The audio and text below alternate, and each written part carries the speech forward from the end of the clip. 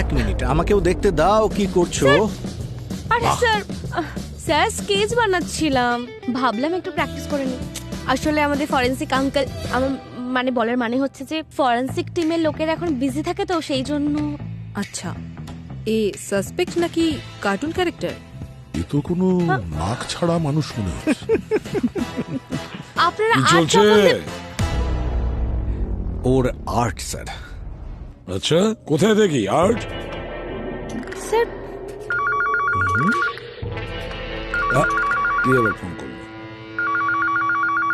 তোমার এত ট্যালেন্ট তো জানো না না। না সেরকম তাই না, বুঝি? ওই টুকটাক।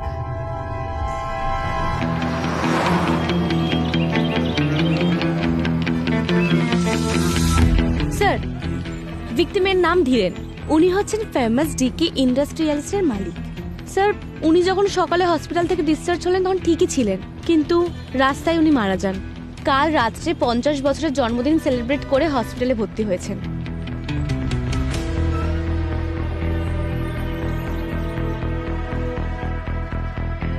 যখন এটা ঘটেছে ওনার সাথে কে কে ছিল?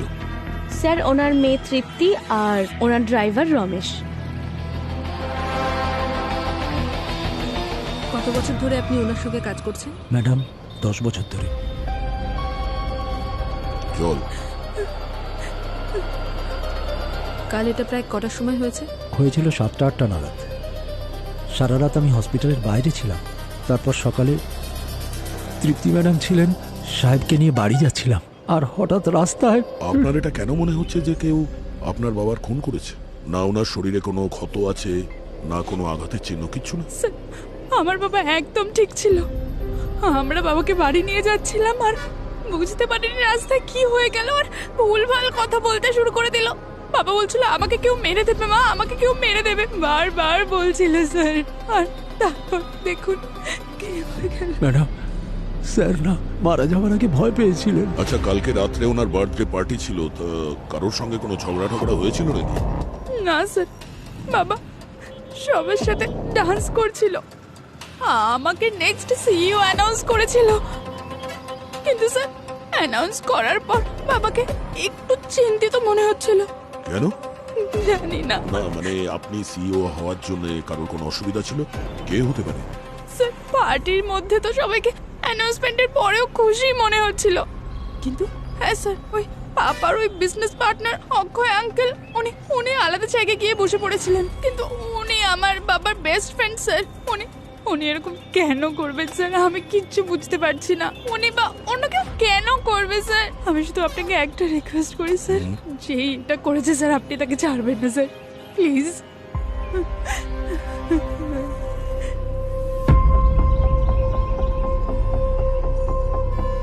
স্যার, আমি এই ধীরেনের কল রেকর্ড বের করছি। এই অক্ষয়ের সঙ্গেও দেখা করতে হবে। রোডের আশপাশে সমস্ত ফুটেজ চেক করেছি, কিন্তু কোথাও কিচ্ছু পাইনি। দেখা যাক এখানে। Hello sir. হ্যালো ম্যাম, স্যারের রুম এইদিকে। আরে আপনি আমাদেরকে জিজ্ঞেস করবেন না আমরা কে? স্যার, আজ আমি পুরো রেডি হয়ে এসেছি, আমরা সিআইডি থেকে।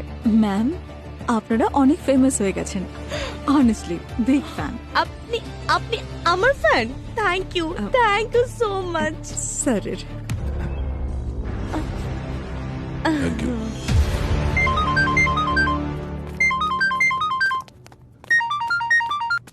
হ্যাঁ অভিজিৎ, ফোন রেকর্ড থেকে জানতে পারলাম যে ধীরেনের শেষ কলটা অক্ষয়ের ফোন থেকে এসেছিল। তাহলে আমাদের সন্দেহ ঠিকই ছিল। ইয়া, ওকে। না না, টেনশন করো না, আমি দেখছি, আমি কিছু করছি। 1 মিনিট, আমি কল করছি। Yes sir. কাল রাত্রে ধীরেনকে কল করেছিলে কেন তুমি? এমনি স্যার, ওর খোঁজ খবর নিতে। স্যার, যখন জানতে পারলাম যে ধীরেন ঘরে অজ্ঞান হয়ে গেছে, তাই ওর খোঁজ খবর নিতে আমি ফোন করেছিলাম ওকে। খুব চিন্তা হচ্ছে দেখছি, কিন্তু বিজনেসটা তো ধীরেন মেয়ের নামে করে দিয়েছিল। আর এই ব্যাপারটা নিয়ে রাগ হয়নি তো তোমার? হতে পারে রাগের মাথায় তুমি। না না না স্যার, ধীরেন আমার নিজের দাদার মতন ছিল, মানছি বিজনেস ওরই ছিল, কিন্তু আমি কোম্পানিতে 20 বছর রয়েছি। হঠাৎ করে ধীরেন পার্টিতে তৃপ্তিকে সিইও অ্যানাউন্স করলো, যেখানে ওদের দুজনের সম্পর্ক একদম ভালো না। ধীরেনের ওয়াইফের মৃত্যুর পর তৃপ্তি ইউএস চলে গিয়েছিল, তারপর হঠাৎ করে ওকে সিইও করে দেওয়া, আমি ঠিক কিছু বুঝতে পারলাম না। আমি তো ওদের অফিসে ঝগড়া করতেও দেখে ফেলেছিলাম। আর কি ব্যাপার নিয়ে ঝগড়া হচ্ছিল ওদের মধ্যে? স্যার আমি দূরে দাঁড়িয়েছিলাম, তাই ঠিকমতো শুনতে পাইনি, কিন্তু কিছু বিজনেস রিলেটেড ব্যাপারে মনে হয় তৃপ্তি সিইও হওয়ার জন্য ধীরেনের উপর প্রেশার ক্রিয়েট করছিল। আর আপনি চাইতেন না তৃপ্তি সিইও হোক, তাই তো? না স্যার, আপনি কি কথা বলছেন? দেখুন, আমাকে বিশ্বাস করুন, আমি সত্যি কথা বলছি। ধীরেন আমার খুব ভালো বন্ধু ছিল। হ্যাঁ, তৃপ্তি সিইও হয় আমি ব্যাপারটা মানতে পারিনি, কিন্তু ধীরেনের সঙ্গে এমন কিছু করার কথা আমি কখনো ভাবতেও পারি না। মার্ডারের রাতে তুমি কোথায় ছিলে? রাতে তো আমি ক্লাবেই ছিলাম, সকালে বাড়ি ফিরেছি। আপনি চাইলে ওখানে স্টাফদের কাছে খোঁজ করতে পারেন। খোঁজ তো আমরা ঠিক নিয়ে নেব, কিন্তু আপনি শহর ছেড়ে কোথাও যাবেন না, ঠিক আছে? হ্যাঁ স্যার।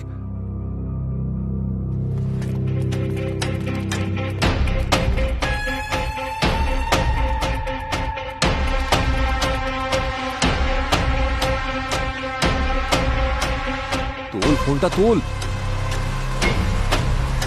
হ্যালো হ্যালো, আচ্ছা শোন।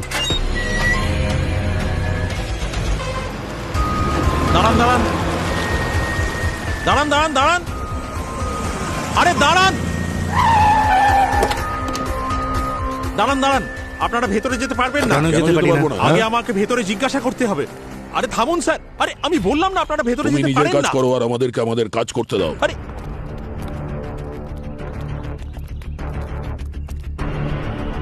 স্যার, কিছু জানা গেল যে খুনিকে? হ্যাঁ, জানতে পারা যাবে। হতে পারে খুনি আমাদের চোখের সামনেই আছে। আপনি আমাদের এটা বলেননি যে আপনার সাথে ধীরেনের অফিসে ঝগড়াঝাটি হয়েছিল? কি নিয়ে হয়েছিল ঝগড়াটা? মুখ বন্ধ করে রেখে লাভ নেই, মুখ খুলতে হবে। অক্ষয় আমাদের সবকিছু বলে দিয়েছে। অক্ষয় আঙ্কেল তো এটা চাইতেনই না যে আমি সিইও হই। উনি আমাকে একেবারেই পছন্দ করেন না, এই জন্যই তো আমার আর বাবার পার্সোনাল কথা বলে দিলেন আপনাদের। আচ্ছা, তুমি কি ভাবলে আমাদেরকে না বললে আমরা কি জানতে পারতাম না? যা জিজ্ঞেস করা হচ্ছে চুপচাপ তার উত্তর দাও। তোমার আর তোমার বাবার মধ্যে সম্পর্ক তো ভালো ছিল না, তাহলে হঠাৎই ভালোবাসা কেন? আমার বাবাকে নিয়ে আমার লজ্জা হয়। কেন? কি এমন করেছিলেন উনি? এক নম্বরের ফুর্তিবাজ লোক ছিল, আর ঠিক এই কারণে বাবার মায়ের মধ্যে প্রায় ঝগড়া হতো। মায়ের চলে যাওয়ার পর আমি বাবার মুখ পর্যন্ত দেখতে চাইতাম না। কিছুদিন আগেই বাবা ফোন করেছিল, অনেকবার ক্ষমা চাইলো। আমি ভেবে দেখলাম হয়তো উনি একা অনুভব করছেন, আমার প্রয়োজন আছে হয়তো। শুধু এই কারণেই আমি বাবাকে ক্ষমা করে দিলাম স্যার। কিন্তু সেই সম্পর্ক এরপরেও চলতে থাকে, আর ব্যাপারটা আপনার সহ্য হলো না, তাই খুন করে দিলেন আপনি। স্যার, একজন বাবা যতই খারাপ হোক না কেন, একজন মেয়ে এটা কখনোই করবে না। আমি চাইতাম যে বাবা নিজের কর্মফলের শাস্তি পাক, কিন্তু আমি এরকম কেন করব স্যার, বলুন না। স্যার, ধীরেনের ফোন রেকর্ড থেকে একটা নতুন ইনফরমেশন পেয়েছি। ও মারা যাওয়ার ঠিক আগে একটা অদ্ভুত মেসেজ পেয়েছিল। কি মেসেজ ছিল? শুধু একটা ওয়ার্ড, সরি। শুধু সরি? Yes sir. মৃত্যুর আগে ধীরেনকে কেউ সরি মেসেজ পাঠিয়েছে, তার মানে হলো হতে পারে যে মেসেজ পাঠিয়েছে সে ধীরেনের মার্ডারের ব্যাপারে জানতো, তাই সে ওর কাছে ক্ষমা চাইছিল। কিংবা এটাও হতে পারে যে ওকে মেসেজটা পাঠিয়েছিল সেই খুনি। জানতে পেরেছো কে এই মেসেজ পাঠিয়েছে? স্যার, বার্নার ফোন থেকে মেসেজ এসেছিল, এখনো পর্যন্ত ট্রেস করা যায়নি। ঠিক আছে, ডিজিটাল ফরেন্সিক টিমকে পাঠিয়ে দাও এটা। এই মেসেজ যেটা আছে এর সঙ্গে খুনির কোনো না কোনো সম্পর্ক আছে। সালুকে, ধীরেনের লাশ কিছু বললো? বলবে বলবে, তার আগে তোমরা দেখো এটা। এই যে কি আছে এটা? এর মাথায় আঘাতটা দেখো।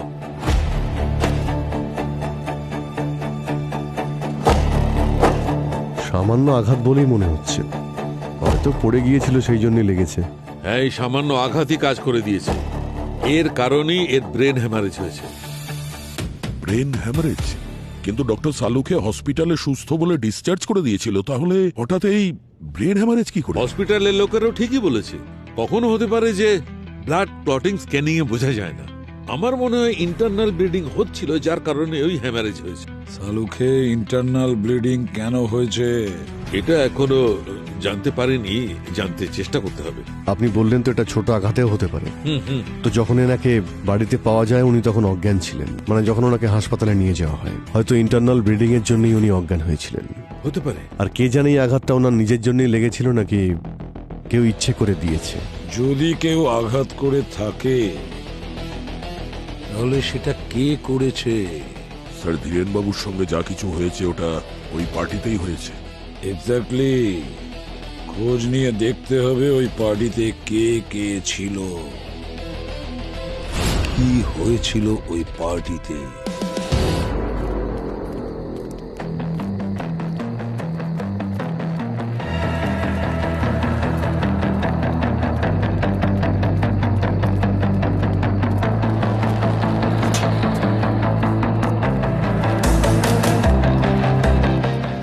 শোনো, ইয়েস স্যার। আমরা সিআইডি থেকে এসেছি, এখানকার ম্যানেজারকে ডেকে দাও। আচ্ছা স্যার। সুরেন্দ্র স্যার, বলো। সিআইডির লোকেরা আপনার সাথে দেখা করতে এসেছে। হ্যাঁ স্যার, বলুন। ধীরেনের পার্টিতে যতগুলো লোক ছিল তোমার স্টাফের মধ্যে, সার্ভিস স্টাফের মধ্যে, ক্লিনিং ওয়েটার, ওদের সবাইকে এখানে ডাকো।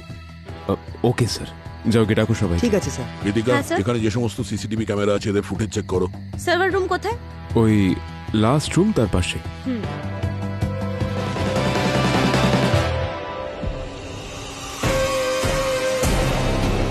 ধীরেনবাবু পার্টি থেকে চলে যাবার পর কেউ ওনাকে খুন করে দিয়েছে। এখানে পার্টিতে কারোর সঙ্গে ঝগড়া হয়েছিল ওনার, কিংবা কোনো কথা কাটাকাটি, ঠিক করে বলো। যদি কিছু লুকানোর চেষ্টা করো তাহলে তোমরা বিপদে পড়তে পারো, এটুকু মনে রেখো। তুমি এত ঘামছো কেন?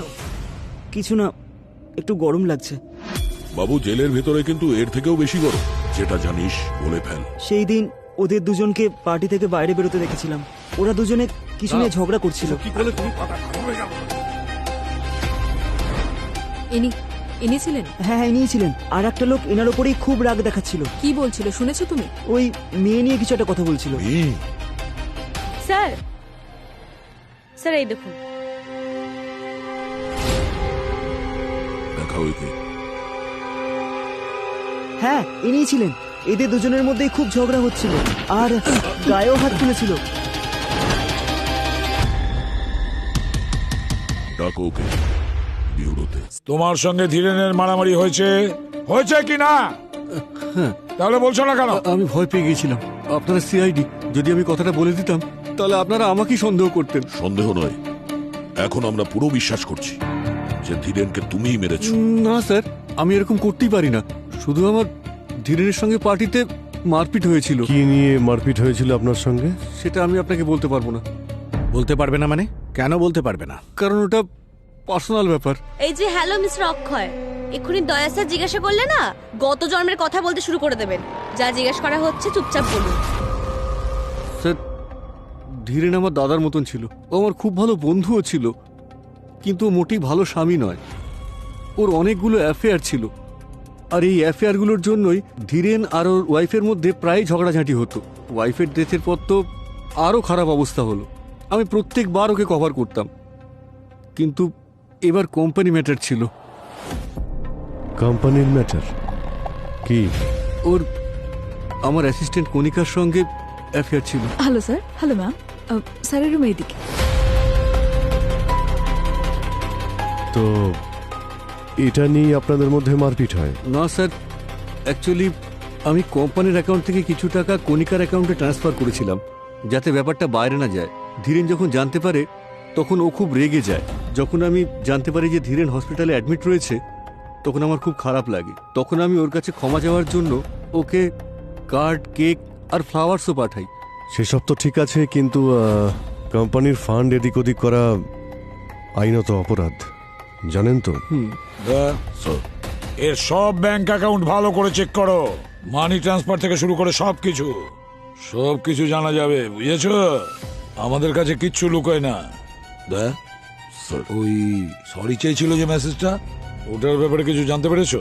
স্যার, ও কোনো পুরনো মোবাইল থেকে এই মেসেজটা পাঠিয়েছে, একটু সময় লাগবে। ইচ্ছে করে পুরনো ফোন ইউজ করেছে যাতে সহজে ট্র্যাক না করা যায়। আজকাল তো সবাই স্মার্টফোন ইউজ করে যাতে ক্যামেরা রয়েছে। একটা কাজ করো, ধীরেনের সমস্ত কন্ট্যাক্ট লিস্টটা দেখো, ওর মধ্যে কারোর কাছে এই রকমের ফোন আছে কিনা। জানা তো যাবে আসলে কে এই দোষী। বলো শাহরুখে, কি খবর আছে? খবর হচ্ছে বস, সোনার দাম কমছে, ইনভেস্ট করো। খুব ভালো মুডে আছো তো, বড় কিছু পেয়েছো বোধহয়। অনেক বড় জিনিস পেয়েছি। দেখাবে নাকি? বস, ডক্টর একদম ঠিক কথা বলেছে। হসপিটালে এই লোকটা একদম হেলদি ছিল। কিন্তু ডক্টর সালুকে আপনি তো বলেছিলেন ধীরেনের মৃত্যু ব্রেন হ্যামারেজের জন্য হয়েছে। হয়নি, মৃত্যু ঘটানো হয়েছিল ব্রেন হ্যামারেজের মতো কিছু। আমি বলছি এর সাহায্যে করানো হয়েছিল। এটা কি? নিউরোথম্ব্যাক্স ভার্সন 5। অনেক বছরের কঠিন পরিশ্রমের মেডিকেল রিসার্চ করে এটা বানানো হয়েছিল। শুধু 2 ফুটাই যথেষ্ট কোনো মানুষের জীবন নিয়ে নেওয়ার জন্য। কি করতে পারে কেন? তার চেয়ে জিজ্ঞেস করো কি করতে পারে না। আমি বলছি, এখানে এসো। এ দেখো, যে কোনো মানুষের ব্লাড ভেসেলস গুলোকে দুর্বল করে দেয়, আর তখনই ব্লাড ক্লটিং শুরু হয়ে যায়। ঠিক তেমন যেমন কারোর ব্রেন হ্যামারেজের সময় হয়। তাহলে কেউ ইচ্ছে করে ধীরেনকে এই ড্রাগটা দিয়েছিল? একদম। এই দেখো, যে নিউরোটক্সিক কম্পাউন্ড আছে এর কারণে এর ব্লাড ক্লটিং এবিলিটি শেষ হয়ে গেছিল।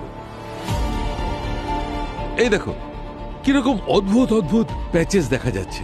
বস, আমারও প্রথমে তাই মনে হয়েছিল হয়তো এর ব্রেন হ্যামারেজ হয়েছে। তার মানে স্যার এই ড্রাগটা খুব সহজেই কাউকে দিয়ে দেওয়া যায়? সচিন, এটা তোর আসল বৈশিষ্ট্য।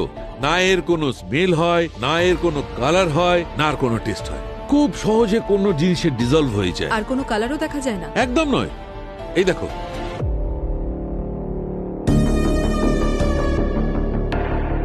হ্যাঁ ঠিক বলেছ।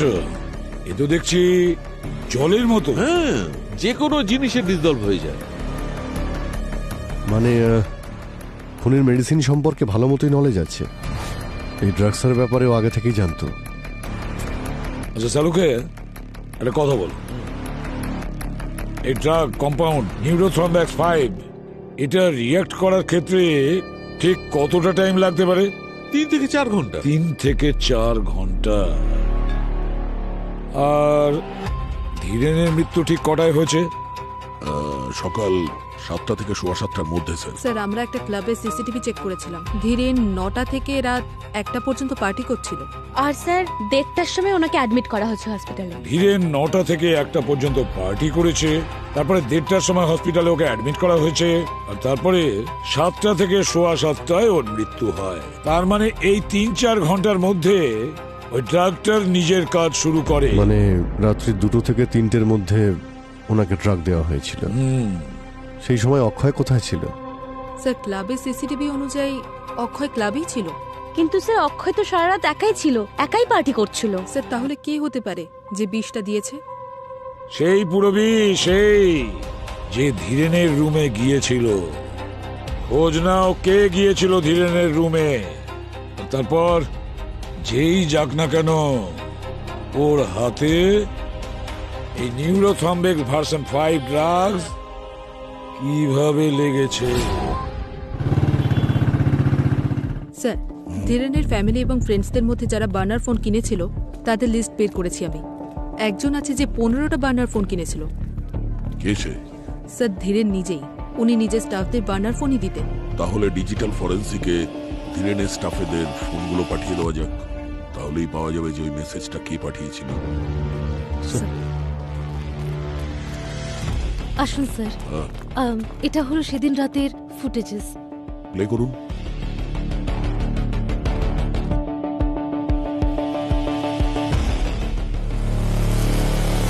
এক মিনিট, এটা পজ করুন। এটা তো কোনো মহিলা। আর একটু জুম করা যেতে পারে? Yes sir. কণিকা।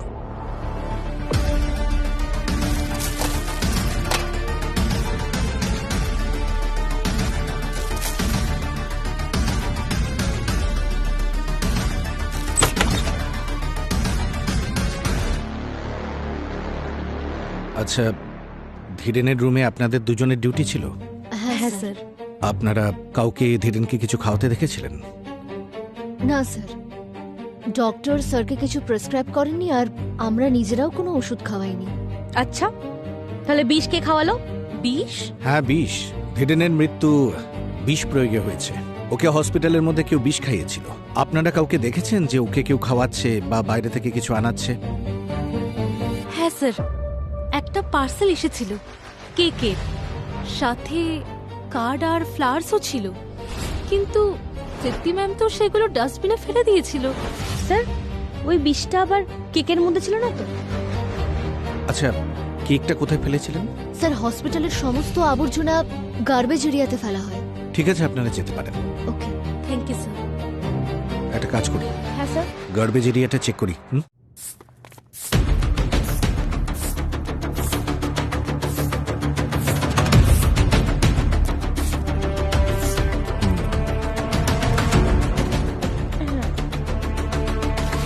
ছি স্যার, কি গন্ধ বেরোচ্ছে। নোংরা হলে তো একটু গন্ধ আসবেই। স্যার কিন্তু আমার কাছে একটা সলিউশন আছে। আরে কি করছো? স্যার আমি পারফিউম নিয়ে এসেছি বাড়ি থেকে।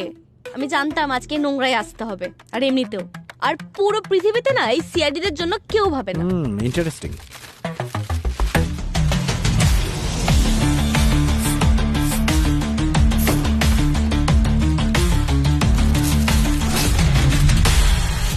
এক মিনিট, এই ধীরেনের রুম নাম্বার 417 ছিল না? হ্যাঁ স্যার।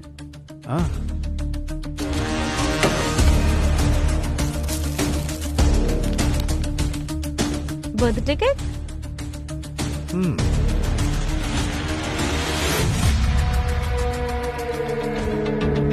একটা কাজ করি, এটা ফরেন্সিকে নিয়ে যাই। স্যার, স্যার আমি কিচ্ছু করিনি। I really really love Dhiren. ও তো ওর বার্থডে পার্টিতে তৃপ্তিকে আমাদের কথা জানাতোই। ফর ইনফরমেশন আমি আপনাকে জানাচ্ছি যে উনি এরকম আরো 4-5 জনকে বলেছেন। আর উনি যখন তোমার ব্যাপারে তৃপ্তিকে বললেন না, তুমি ওকে খুন করে দিলে। না, আপনি এরকম কেন বলছেন? কি করছিলে তুমি ওই ঘরে? আমি শুধু দেখা করতে গিয়েছিলাম। অক্ষয় স্যার টাকা দিয়েছিলেন আমাদের অ্যাফেয়ার লুকোনোর জন্য। ওই টাকা আমি ফিরিয়েও দিয়েছিলাম। স্যার আমি কিচ্ছু করিনি স্যার, আমি সত্যি কিচ্ছু করিনি। ডক্টর সালুকি। হ্যাঁ স্যার। হ্যাঁ দয়া, অভিনন্দন। কি কারণে ডক্টর? আরে ভাই, 20টা পাওয়ার আনন্দে তোমরা যে কেকটা পাঠিয়েছিলেন না, বস 20 ওই কেকে ছিল না। তাহলে এতে আনন্দের কি আছে? আরে শুনে তো নাও পুরো কথাটা ভাই। 20 কেকের মধ্যে ছিল না, কিন্তু 20 কেকের বক্সে ছিল। 20 কেকে নয়, কেকের বক্সে ছিল। এটা কি ব্যাপার স্যার? এরকম নয় তো যে যে ওই কেকটা ওখানে দিয়েছিল 20 ওর হাতে লেগেছিল, যেখান থেকে ওই বক্সে লেগেছে। দয়া, you R right.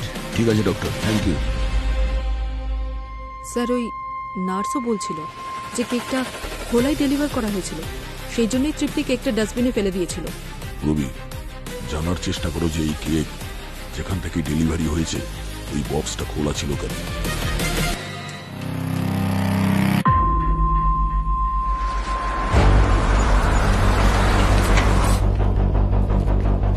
Sir bakery থেকে কনফার্ম করেছে যে ওরা কেকটা প্যাক করেই দিয়েছিল। ওরা কিচেনের ফুটেজও পাঠিয়েছে।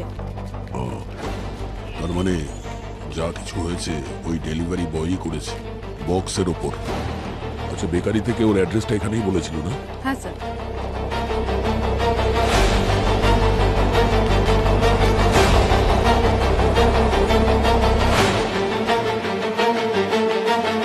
এই দাঁড়াও।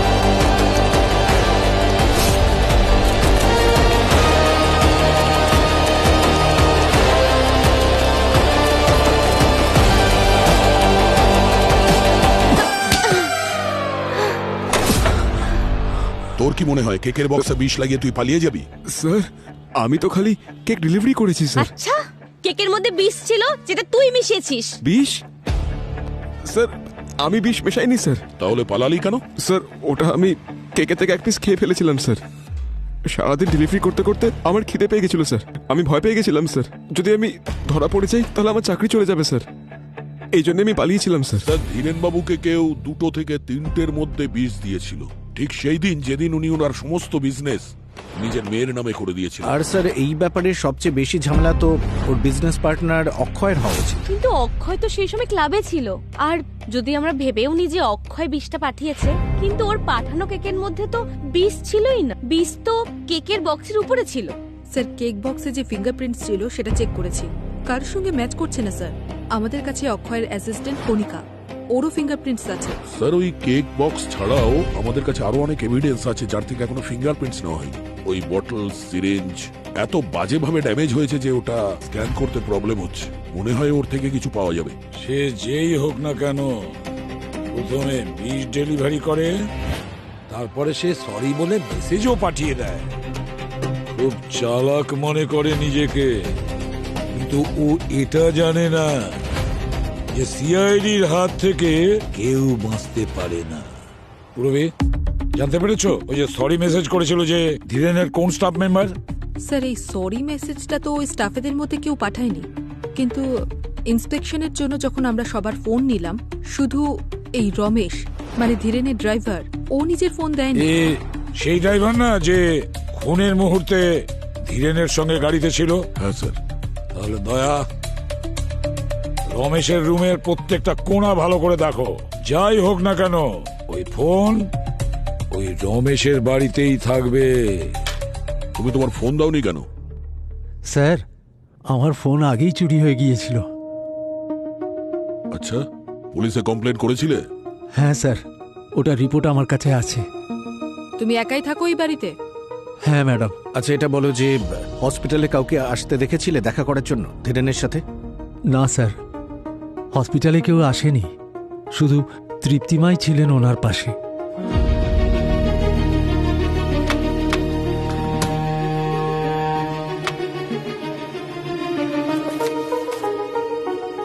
স্যার,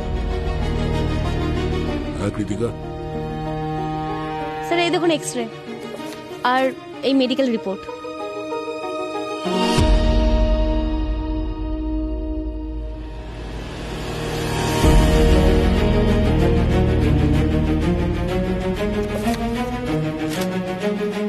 কি এটা? হ্যাঁ, এত দামি দামি সব কাপড়, এই ধীরেনের ওয়াইফের মেডিকেল রিপোর্ট তোমার বাড়িতে কেন?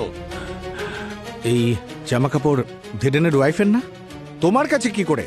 হ্যাঁ স্যার, আমি কিছু করিনি স্যার, আপনারা আমাকে বিশ্বাস করুন। আমি ধীরেন স্যারের এখানে বহু বছর ধরে কাজ করছি স্যার।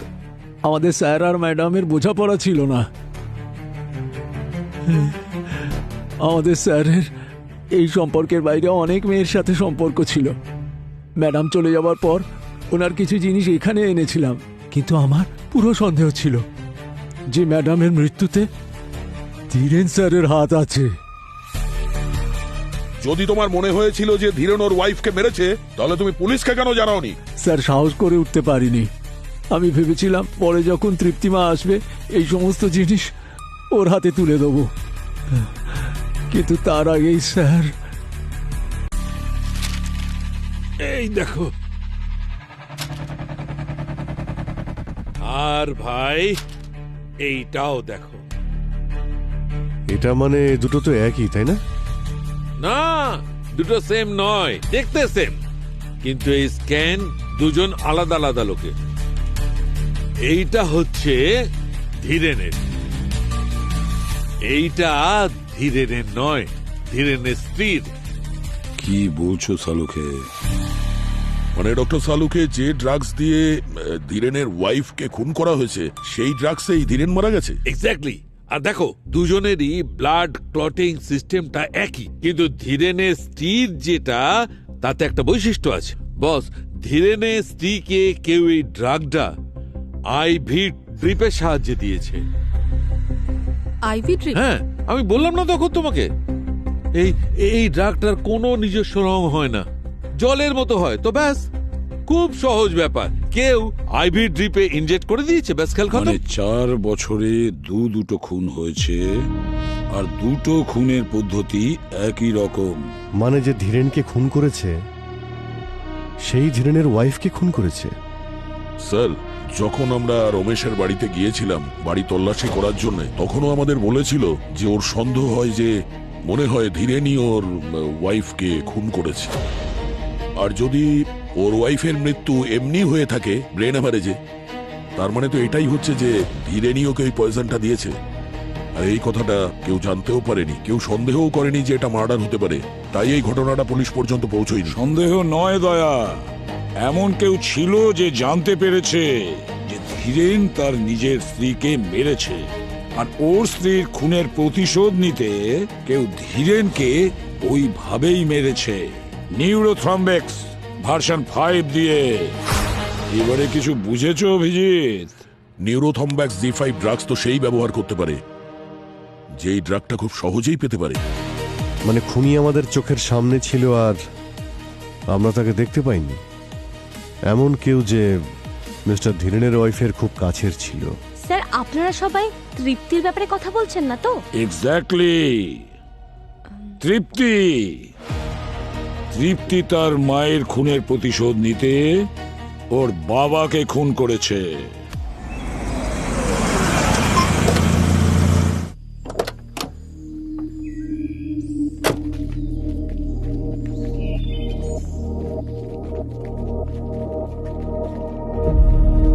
তৃপ্তি, তৃপ্তি, কোথায় তুমি? তৃপ্তি,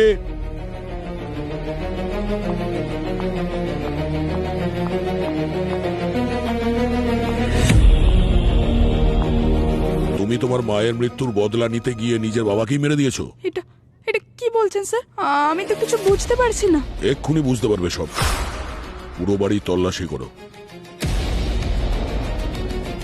স্যার আমার মা তো ব্রেন হ্যামারেজের জন্য মারা গিয়েছিল। মারা যায়নি, মারা হয়েছিল। বেশি বোকা সাজার অভিনয় করো না, বুঝেছো? স্যার আপনারা ভুল সন্দেহ করছেন, আমি কিচ্ছু করিনি। আচ্ছা তাহলে এটা কি? হ্যাঁ স্যার উপর রাখা ছিল লুকিয়ে। এই বার্নার ফোনটা তোমার বাড়িতে কেন? স্যার এটা আমার ফোন না, আমি জানি না এটা কিভাবে এখানে এলো। জানো না? না। ঠিক আছে, খুব তাড়াতাড়ি জানতে পেরে যাবে। হ্যাঁ পূরবী, কি জানতে পারলে? স্যার এই দেখুন, ফোন পুড়ে যাওয়ার আগে ফোনের লাস্ট লোকেশন। এটা তো তৃপ্তির বাড়ি। পুরবি একটা কাজ করো, আরো একবার চেক করে দেখো। দেখো এই ফোন তৃপ্তির বাড়ির আগে কোন লোকেশনে ছিল। স্যার স্যার এই ফোনটা তৃপ্তির বাড়ির ঠিক আগে রমেশের বাড়িতে ছিল। আর রমেশ তো রিপোর্ট লিখিয়েছিল যে ওর ফোনটা চুরি হয়ে গেছে। আচ্ছা এই লোকেশনটা কবেকার? ডেটটা দেখো। 27 অক্টোবর। আর রমেশ ফোন চুরি হওয়ার কমপ্লেন কবে লিখিয়েছিল? স্যার 26-এ।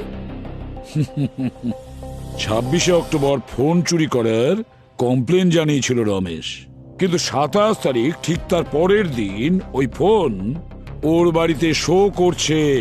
তাহলে রমেশ তৃপ্তিকে ফাঁসানোর জন্য ওর বাড়িতে ফোনটা রেখেছিল, কিন্তু এটা কেন করলো? বস, হ্যাঁ বস, এই সিরিঞ্জ আইবির স্ক্যান রিপোর্ট এসে গেছে। তাহলে কি তৃপ্তির ফিঙ্গারপ্রিন্টের সঙ্গে ম্যাচ করছে? তৃপ্তির কথা ছাড়ই বস, কণিকা, রমেশ, অক্ষয় কারোর সঙ্গে ম্যাচ করেনি। আরে আরে কিন্তু প্রশ্ন তো এখনো ওটাই যে রমেশ ওই ফোনটা ওর বাড়িতেই লুকিয়েছিল, কিন্তু বিষটা কে মিশিয়েছে? দেখো একটা কথা মনে রেখো, এই যে ড্রাগটা বস, এ খুব সহজে পাওয়া যায় না। এটা হসপিটালে আইসিইউতে এমার্জেন্সিতেই পাওয়া যায়। ও সেই জন্য এই ড্রাগটা এত স্পেশাল। তাহলে এই ড্রাগ হসপিটালে কাজ করার লোকের কাছেই পাওয়া যেতে পারে। আর ওই হসপিটালে যে কাজ করছে সে এই ড্রাগ নিউরোথ্রম্বেক্স V5 হসপিটালের স্টোরেজ রুম থেকেই চুরি করেছে।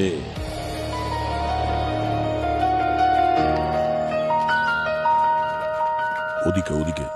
স্যার এই তালা? স্যার রমেশ তো মনে হচ্ছে পালিয়েছে। কিভাবে চলে গেল? একটু আশেপাশে জিজ্ঞাসা করি।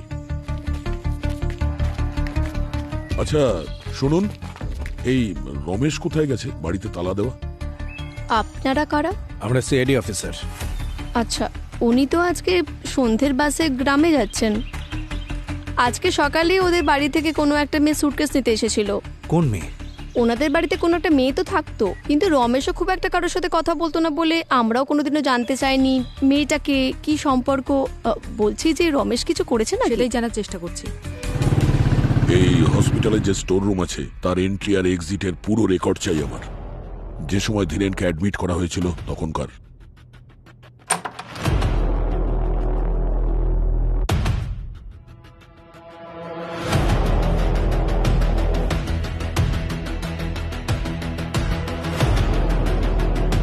এটা তো সেই নার্স যে সেদিন ধীরেনের ঘরে ডিউটিতে ছিল।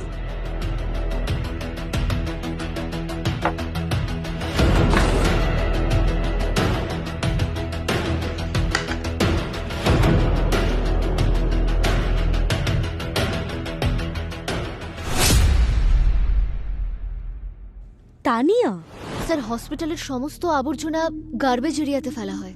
ঠিক আছে, আপনারা যেতে পারেন। স্যার স্যার এটা স্টোরেজ ইউনিটে তানিয়ার আই কার্ডটা পেয়েছে। তানিয়ার আই কার্ড স্টোর রুমে?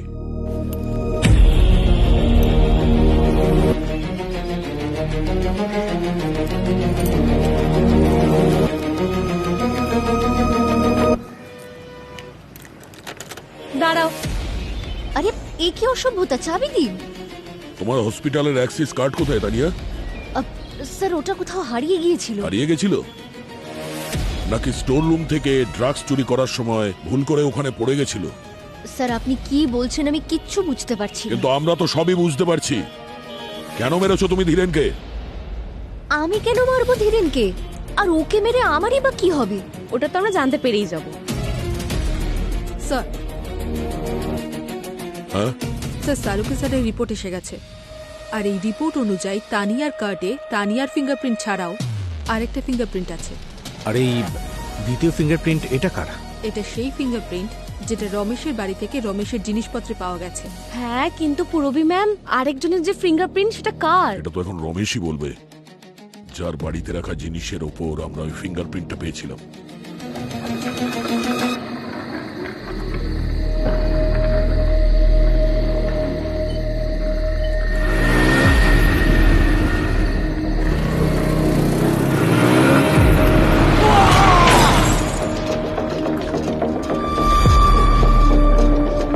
জানি না আজকাল কি হচ্ছে। এই কিছুদিন আগে এর মালিক ধীরেনের মৃত্যু হলো, আর এখন ড্রাইভার রমেশের।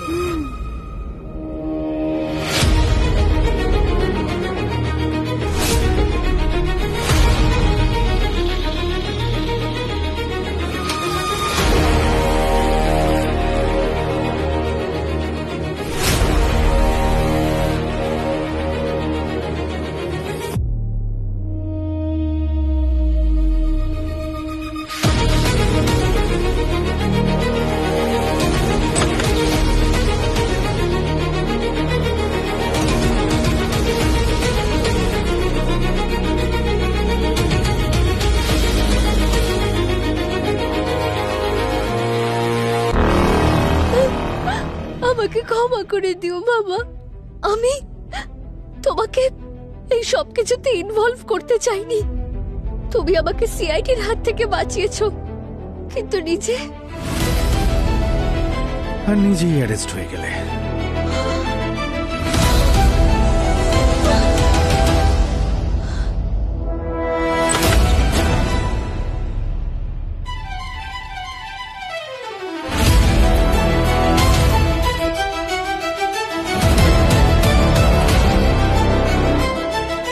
তুমি তানিয়ার আই কার্ডটা নিয়ে হসপিটাল থেকে ড্রাগস চুরি করেছো, আর তারপর লুকিয়ে সেটা ধীরেনের আইভিতে মিশিয়ে দিয়েছো, যে তোমার আসল বাবা ছিল। আর রমেশ তোমার সরি মেসেজ লুকোনোর জন্য প্রমাণটাও তৃপ্তির বাড়িতে লুকিয়ে রাখলো। আর তাই কিছুক্ষণের জন্য তোমার এই বাবাকে লুকিয়ে রেখেছিলাম। হ্যাঁ হ্যাঁ হ্যাঁ, আমি মেরেছি ধীরেনকে। স্যার এতে বাবার কোনো হাত নেই। বাবার তো কোনো আইডিয়াও নেই আমার প্ল্যানের। বাবা শুধু আমাকে বাঁচাতে চাইছিল। তোমাকে বাঁচানোর জন্য নাকি তৃপ্তিকে ফাঁসানোর জন্য? তোমার বাবা যে ফোন রেখেছিলেন না লুকিয়ে তৃপ্তির বাড়িতে, সেটা আবার বলো না যে ওকে গিফট দিয়েছিলেন। একটা মেয়েকে বাঁচানোর জন্য একজন নিরীহকে ফাঁসিয়ে দেওয়া ঠিক ততটাই অপরাধ যেটা তুমি করেছো ধীরেনকে মেরে, বুঝেছ? আমার সামনে আর কোনো রাস্তা খোলা ছিল না।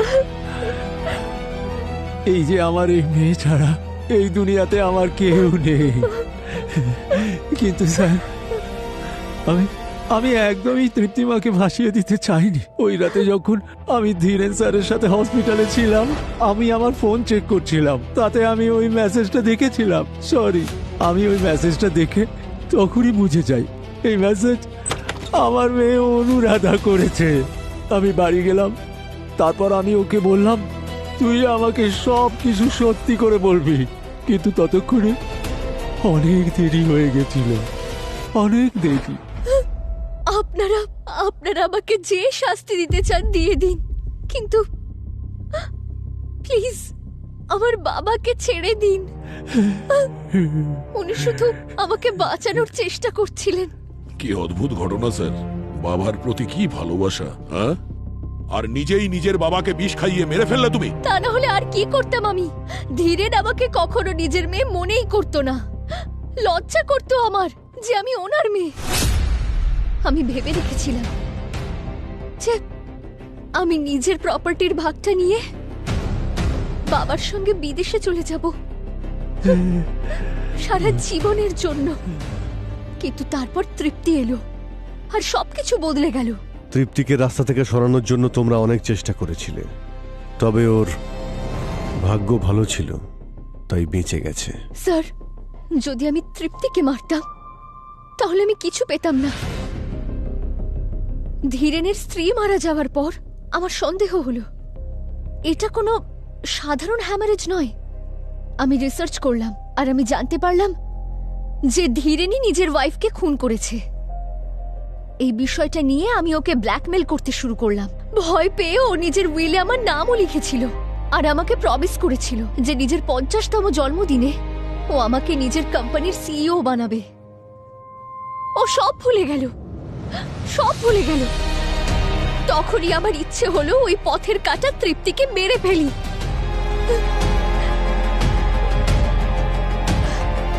কিন্তু তারপর দেখুন এখন কি অবস্থা। আর যদি ধীরেন মারা যায় তাহলে ওর সমস্ত প্রপার্টি তোমার নামে হয়ে যাবে।